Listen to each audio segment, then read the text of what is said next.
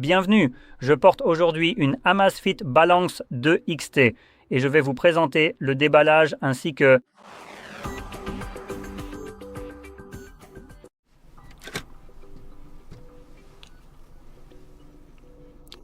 Alors ouvrons-le tout de suite. Je tiens à souligner la présence d'une petite languette pratique en bas, contrairement à tout ce que Samsung propose sur ce type de languette. Il reste bien en place et se retire sans aucun problème.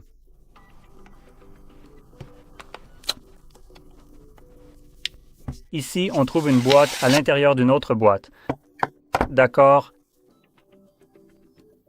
L'ouvrir. Nous avons la montre elle-même qui est... Regardez. Plutôt sympa. Je pense que c'est un cadre en aluminium, mais j'essaie juste de deviner au premier coup d'œil. Bref, on a récupéré les papiers et le palais de chargement.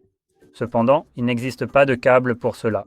Mais comme c'est un port Type-C, vous ne devriez pas avoir de problème pour le brancher, car pratiquement tous les téléphones actuels sont équipés d'une prise Type-C.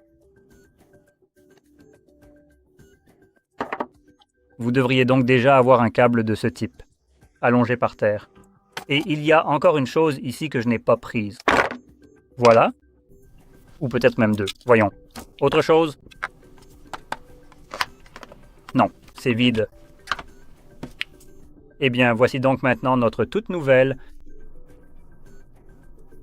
piège. Bon sang, ça va être un vrai cauchemar de le sortir d'ici.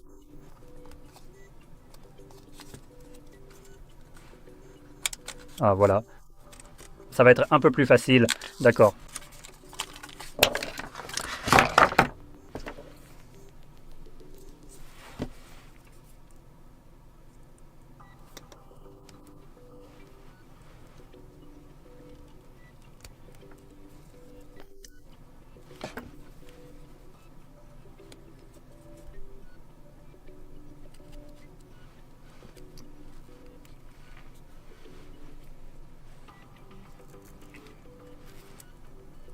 Voilà, c'est tout.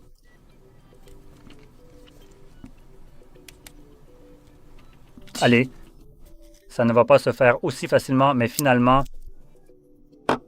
voici donc la montre. Essayons de l'allumer, ce qui, j'en suis presque sûr, se fera avec le bouton du bas, mais connaissant ma chance, il y a de fortes chances que non. Oh oui, c'est le cas. Super. Alors, toutes les informations que je vais vous donner proviennent directement du site web d'Amazfit. Elles sont listées séparément, donc tout devrait être correct. Commençons donc par l'écran, qui est en fait plutôt sympa ici. C'est un écran AMOLED d'une taille d'1,5 pouce et vous pouvez le voir. Il y a aussi une molette de défilement pour cela. Assez réactif, comme vous pouvez le voir, ça fonctionne vraiment bien. C'est aussi un très grand écran puisqu'il fait 1,5 pouce. Et côté résolution, on est sur du 480 par 480 pixels. Donc l'écran ici est vraiment superbe. Maintenant, pour ce qui est de la conception, c'est une montre très fine. Enfin, peut-être pas très fine, c'est peut-être un peu trompeur de dire ça. En fonction de sa taille, de sa largeur, elle ne paraît en fait pas si épaisse, mais en la regardant de côté, c'est quand même une montre assez épaisse.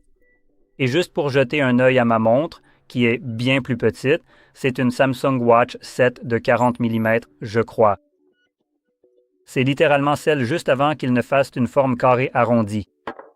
Donc en termes d'épaisseur, je ne suis pas sûr, mais je pense que la mienne est peut-être en fait plus épaisse. Voyons-les côte à côte. Ah, elles ont à peu près la même épaisseur. D'accord, donc celle-ci a à peu près la même épaisseur que ma Galaxy Watch de 40 mm. Et comme vous pouvez le voir, en termes de différence de taille, on a ici une montre nettement plus grande. L'écran de cette montre semble être de la taille de toute ma montre, donc c'est un espace d'affichage plutôt conséquent que vous avez ici à disposition. Et avec cet espace, vous bénéficiez en fait de quelques fonctionnalités intéressantes. Je devrais probablement commencer par là. Le prix de cet appareil est juste au-dessus de 200 $. Je ne sais pas exactement combien. Faisons rapidement une conversion de cela.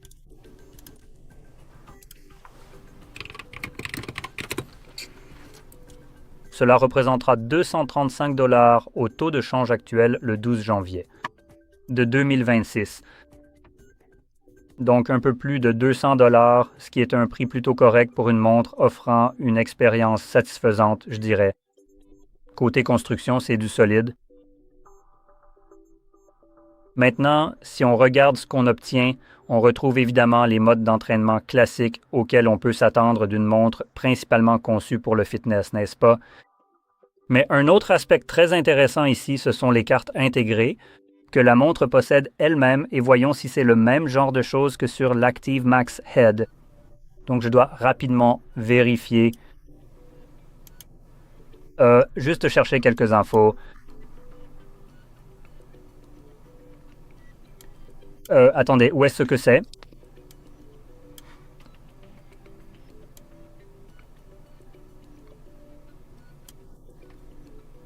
Ah, bon sang.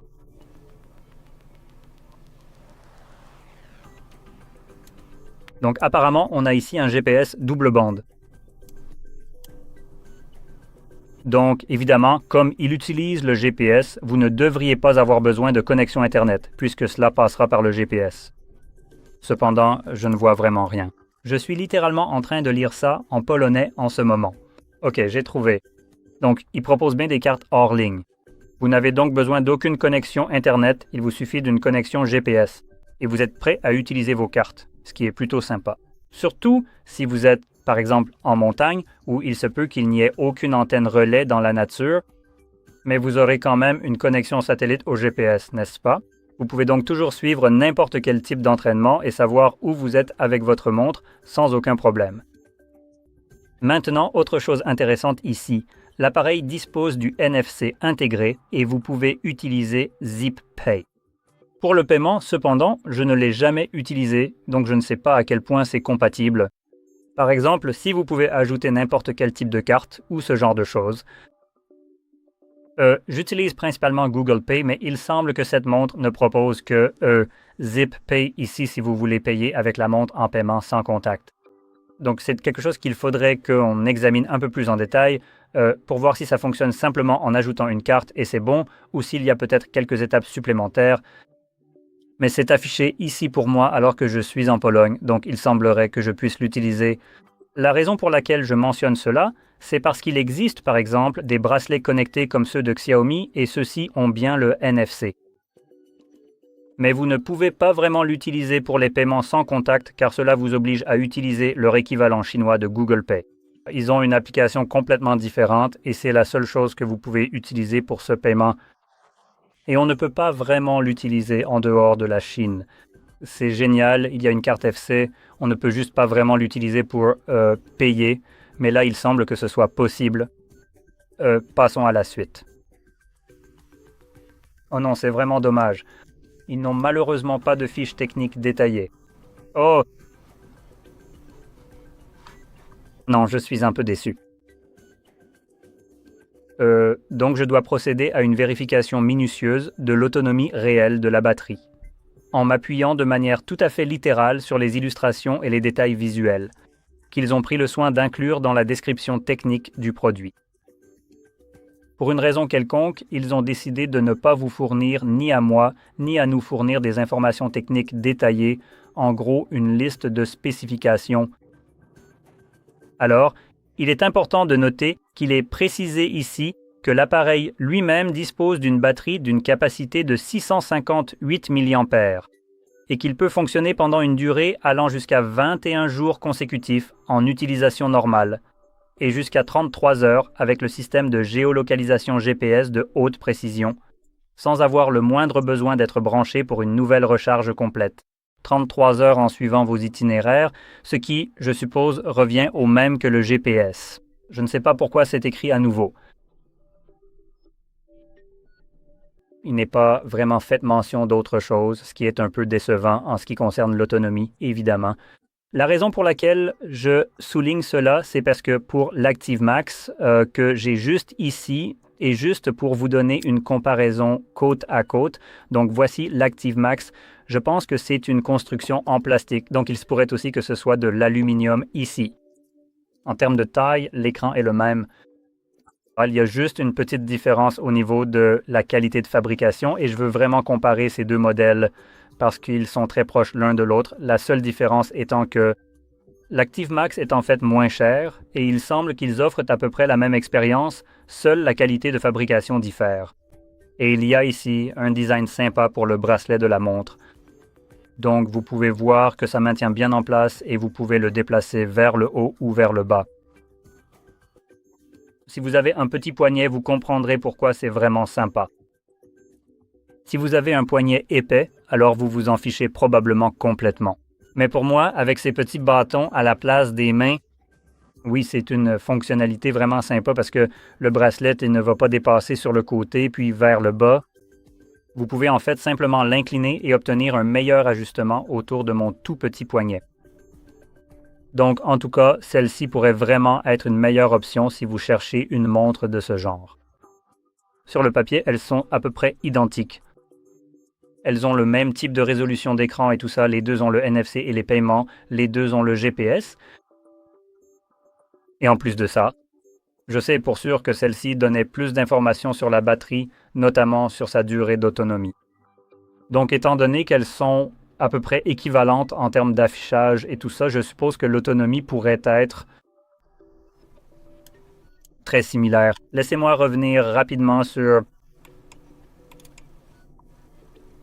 Il est essentiel de se demander comment nous pouvons vérifier cette information, car la fiche technique précisait explicitement que ce nouvel appareil électronique tiendrait une charge de 25 jours complets dans le cadre d'une utilisation quotidienne tout à fait typique et normale. Donc il y a maintenant quelques jours de différence avec quelques jours d'écart. Vous pouvez à peu près appliquer cela à celle-ci dans ce cas. Comme elles sont très proches, d'après ce que je vois, en termes de fonctionnalité, c'est à peu près équivalent. Côté batterie, celle-ci semble avoir une autonomie légèrement meilleure, plutôt que 21 à 25. Donc cela se répercute aussi sur le fait que cette montre aura une autonomie plus faible pour d'autres usages, notamment pour une utilisation intensive, n'ayant que 13 jours au lieu de 25, comme celle-ci. Désolé, celle-ci a 13 jours et 25 en utilisation normale. Donc, je suppose que cela vous donne environ 12 jours en usage intensif, peut-être, avec l'affichage toujours activé. Probablement 9 jours. Je fais simplement une soustraction d'environ 1 jour ici. Avec une utilisation GPS constante, maintenant, cela peut varier entre ces deux montres. Celle-ci aurait soi-disant 64 heures d'utilisation GPS continue. Comme je l'ai dit, celle-ci a une autonomie de batterie un peu meilleure, donc ça pourrait être 60, peut-être même 55, je ne sais pas. Donc prenez ça avec des pincettes, hein? Mais cela devrait quand même largement suffire pour un suivi GPS intensif. Vous n'avez pas vraiment besoin d'être suivi pendant 3 fichus jours ou de suivre vos itinéraires aussi longtemps, je suppose. Et enfin, en ce qui concerne l'autonomie de celle-ci, encore une fois, elle offrait 22 heures de GPS et musique. GPS et musique en continu. Donc, je suppose que celle-ci aura un peu moins, peut-être 20, 19, voire même moins que ça. Mais quand même, en considérant que vous utiliseriez cet appareil littéralement comme pour une utilisation constante d'écoute de musique et tout ça, ainsi que le GPS, c'est probablement plus que ce dont vous auriez jamais besoin. Maintenant, il y a une chose que je veux souligner, que je n'ai pas vraiment vu mentionner ici, mais je vais vérifier rapidement. Oui, ce n'est pas indiqué. Donc cette montre, bien qu'elle soit plus chère, n'a pas d'intégration avec d'autres applications, par exemple comme Strava, Training Peaks, Komoot et Relieve, ce que celle-ci propose. Celle-ci est moins chère et prend en charge d'autres applications tierces. C'est probablement ce que vous voudriez. Celle que j'ai utilisée et que je connais, c'est par exemple Strava qui est plutôt sympa. Maintenant, étant donné que ces appareils ne sont pas sous Android Wear OS, vous n'avez pas accès au Play Store. Par conséquent, il faudrait évidemment que ce soit déjà intégré à la montre elle-même. À moins que l'appareil en question ait sa propre boutique, laissez-moi vérifier rapidement. D'accord, il n'y a rien concernant des boutiques. Donc je suppose, oui, que vous ne pouvez pas télécharger d'applications supplémentaires si elles ne sont pas déjà incluses. Donc si vous voulez avoir le support de Strava intégré, alors, comme je l'ai dit, celle-ci pourrait être un peu meilleure pour ce qu'elle propose. Il semble que celle-ci soit en fait juste un peu meilleure, tout en étant moins chère. Mais je ne sais pas si je rate peut-être quelque chose, je voulais juste clarifier cela. La liste de ce que cet appareil propose ici, je vais sur le site. Leur site officiel n'est pas le meilleur, étant donné qu'ils ont cette façon tape à l'œil de présenter toutes les fonctionnalités avec beaucoup d'images et du superflu avec beaucoup de texte inutile, n'est-ce pas? Et il leur manque l'essentiel, c'est-à-dire, tu sais, les informations techniques simplement listées sans phrases inutiles ni superflu inutiles pour eux. Du genre, il y a un écran Retina incroyable de 480 par 480 pixels qui vous offrira une clarté absolue et ce genre de choses. Je m'en fiche, je vois bien que c'est un AMOLED 140, 480 par 480, non. Donc je n'ai pas besoin de cette clarté incroyable supplémentaire et tout ça, n'est-ce pas? Donc malheureusement, nous n'avons pas beaucoup d'informations listées de cette façon, donc il se peut que je rate quelque chose. Et pour être honnête, ce n'est pas mon travail de parcourir tout un livret d'informations rédigé de manière pompeuse. Pour savoir ce que la montre propose, cela devrait être présenté clairement, point par point, avec les informations techniques. Donc, il se peut que je passe à côté de quelque chose concernant cette montre.